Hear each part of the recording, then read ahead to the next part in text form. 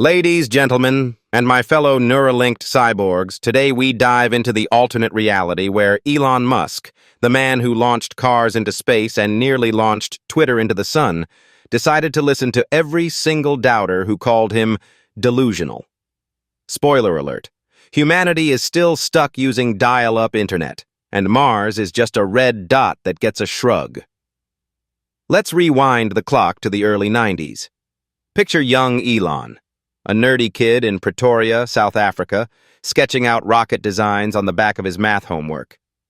Elon says to himself, "One day, I want to build reusable rockets, colonize Mars, create electric cars that make Lamborghinis look like Tonka trucks, and maybe even make flamethrowers for fun."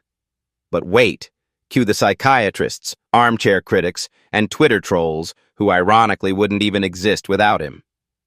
Reusable rockets, billion-dollar electric car companies, colonizing Mars? Elon, buddy, that's not ambition. That's a textbook case of delusions of grandeur. Here's a prescription for some good old keep your dreams small pills. And Elon listens. Here's Elon Musk, working as a mid-level programmer at CompuGlobal HyperMegaNet. He's debugging JavaScript and dreaming of slightly improving spreadsheet software. He occasionally brings up his wild ideas during water cooler chats, only to be shut down by his coworkers. Elon, stop daydreaming. Nobody needs rockets, electric cars are just a phase, and Mars? What are you, Marvin the Martian? Be realistic. And that's it. Elon takes the advice. He decides to live a normal life. He buys a Toyota Corolla instead of a Tesla, starts a garden instead of SpaceX, and the only thing he launches is his frustration at being average. And do you know what happens next? Absolutely nothing. No Tesla, no SpaceX, no PayPal, nothing but a gaping hole where innovation should have been. The most exciting thing humanity accomplishes is inventing new flavors of Doritos. Ambition is not a psychiatric disorder. It's not something you medicate, ignore, or apologize for. If it weren't for delusions of grandeur, we wouldn't have skyscrapers, airplanes, or the internet. You think the Wright brothers didn't hear, "You want to fly? Sure thing, Orville, but don't forget your padded helmet."